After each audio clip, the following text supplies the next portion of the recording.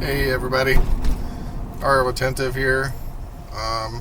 Road tripping to Half Price Books this morning. Just looking for nothing in particular. Got a bunch of errands to run, so I thought I'd throw in a trip to the record store as well. See what I can find for $1. So yeah, on the way. And we are here.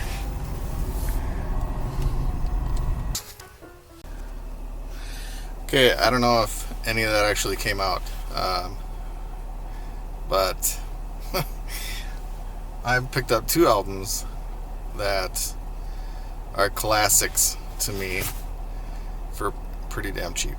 So, I always say it's not worth it to wade through 300 albums to find three that are good, but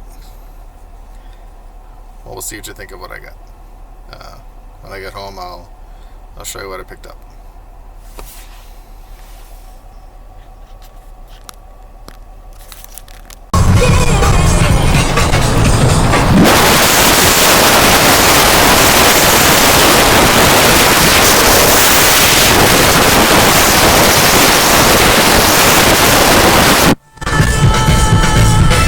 That was cold. My gosh.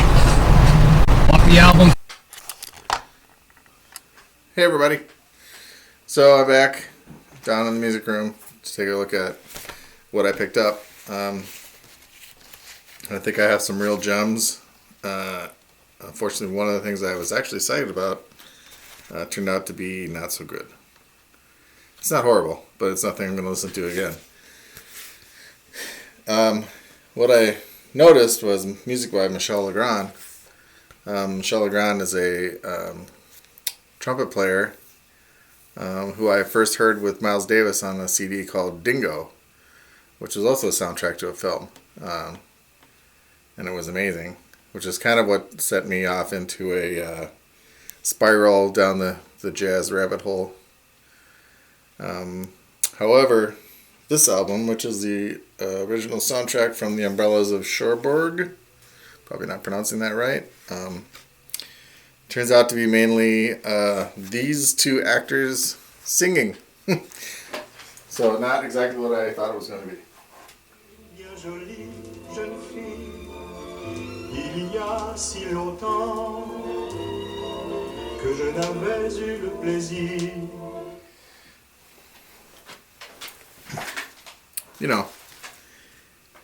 Not horrible, but it's not really what I had in mind. So, $1 wasted. Next up, I have J. Geils Band's Sanctuary.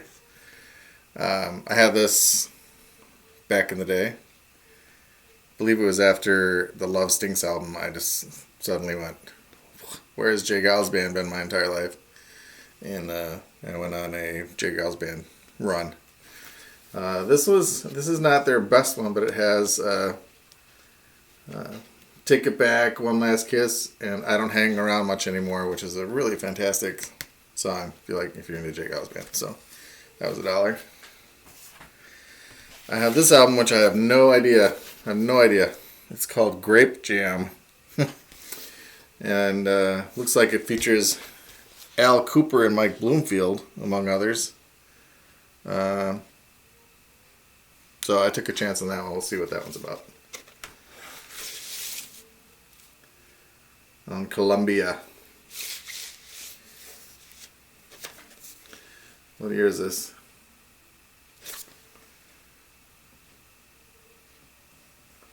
I don't even see a date on it. It's before they decided dates were important, I guess. We'll have to look that one up. Now this one is probably... I'm going to blame Derek Higgins for this one because I heard him talking about Billy Cobham one time. And I saw this and I was like, oh, I'm going to check it out. Looks like it might be an old library. It's a DJ promotional copy. And Billy Cobham. So I think Billy Cobham plays bass? No. percussion solo. Personnel. Yeah, Billy Cobham percussion. So this is Crosswinds. We'll see what this one's all about. And in that same vein, I saw this one. Now, during that same Miles Davis period, when I hit the library up for every Miles Davis, Coltrane, Mingus, some others. Oh, and Max Roach. And I really, really like those. And I saw this one that looks like it was produced by Max Roach, that has a ton of percussionists on it. And this one is called Mboom, M-B-O-O-M. It's got Roy Brooks, Omar Clay, Fred King, Ray Mantilla, Warren Smith, Freddie Waits, Joe Chambers, Kenyatte Abdur-Rahman, and Max Roach doing a bunch of songs. So this one could be very interesting. Boom. What label this is on? It's on Columbia. So I paid $3 for that one, but I thought it could be interesting. So then during the video, you see me pull this one out. And this is the reason why I can't stop going back to Frugal Muse and Half Price Books and whatnot, and sifting through, tons of crap. Because every once in a while you find something like this for $1. This is Canned Heat, live at Topanga Corral. Now, I've never heard of this one before, but it looks to be, Canned Heat went through a few phases. There was, the original Canned Heat, and then, some people, were out of the band, and then they brought in some other members. This one looks to be the original lineup. And how can you go wrong? It says right here. This album, I don't know if I can get the glare out of it. There you go. This album contains 46 minutes and 37 seconds of original boogie music. So, this one should be interesting, particularly for $1. Let's see, I don't know what you call this. It's not really, is this still considered a gatefold even if a record doesn't go on this part? So, the record's actually in the center here. Looks like it was, it's been drilled, so it must have been a cutout at some point. But yeah, Canned Heat, live at Topanga Canyon on Wand Records. This could be a complete, garbage copy, but stereomonic. Not sure what that means.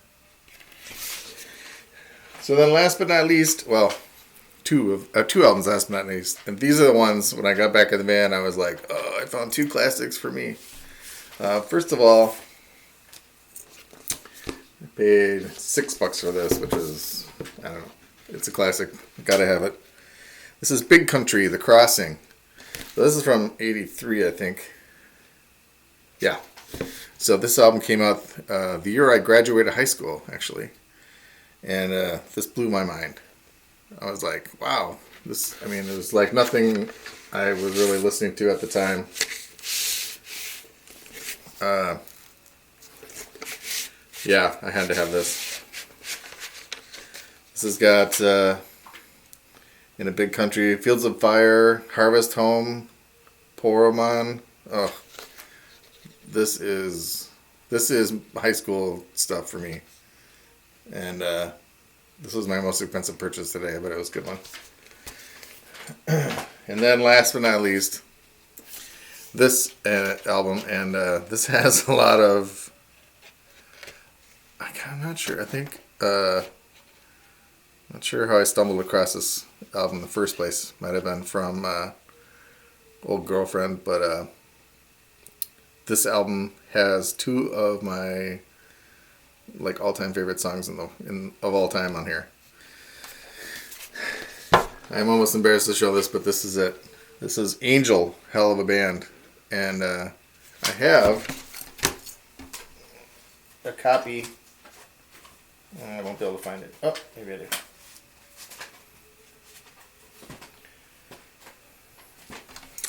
Well, no, it's down there somewhere, but it was in a bag of stuff that ended up going to Abby when she had her record player, and then coming back to me. But it's basically so scratch, it's completely unlistenable. I mean, this is, oh man, 1976. Okay, so this was like, these guys were up against Kiss basically when they were coming out. I mean, look at these guys. I hope that's in frame. This is just scary. But the band does include Greg Giuffria, who went on to do, fantastic stuff. And is largely because of him and the voice of Frank Domino. Frank Domino. Wow, these guys are... Wow. I think they're all guys. Pretty sure. Anyway, this album, my two favorite songs of all time are on here. Number one, The Fortune, which is sort of their take on, it's a sword and sorcery kind of song, about getting to the castle and whatever. But it's really good. And then Feelings, which is a really heartstring puller, kind of song, but rocked up. So it's really good. You'll have to check those out if you can find them somewhere. So this was $4. Classic album for $4. They also had the rest of the Angel albums there, which I also purchased because I got that one first. And I was like, oh my God, this album has changed my life.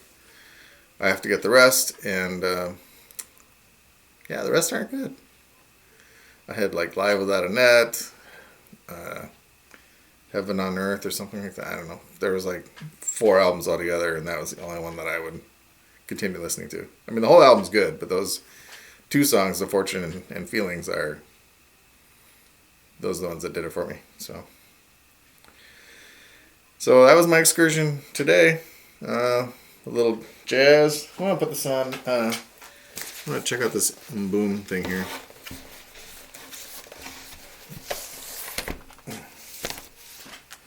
Oh, Billy Cobham too. Let's see if we can.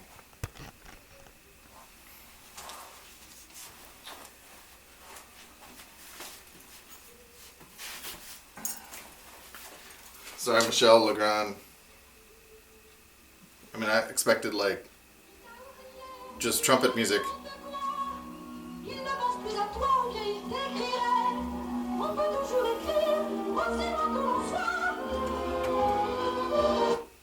No. You never know. There could be somebody on eBay that's like, I've been searching for this album my entire life, and here it is. Come on, hands.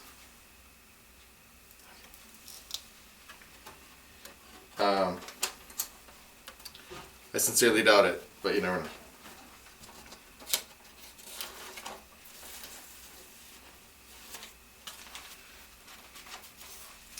If anybody in the vinyl community has been looking for this album for their entire life, please contact me.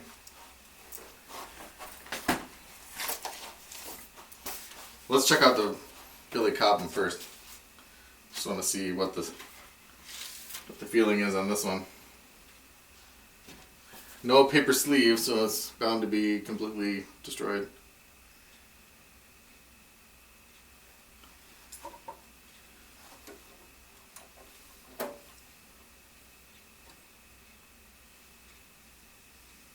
Not too bad dirt-wise. Let's see what we got.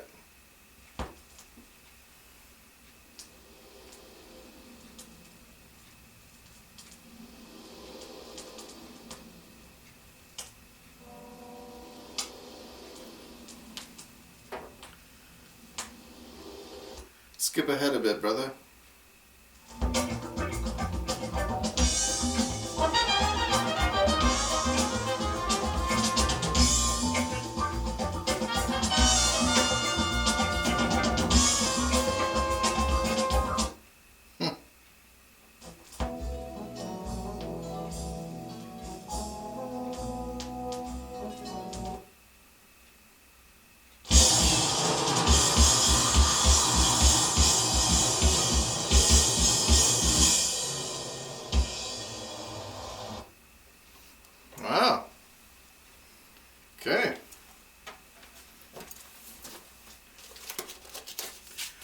So far, I approve.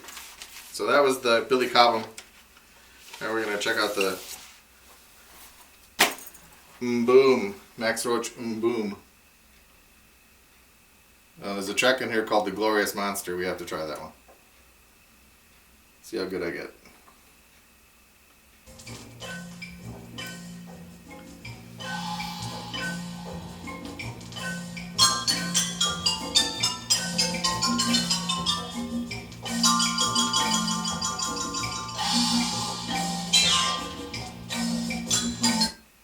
Alright.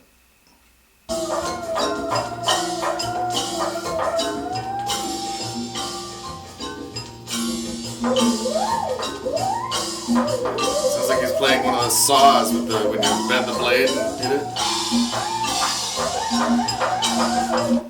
Okay, this one may take a little ingestion.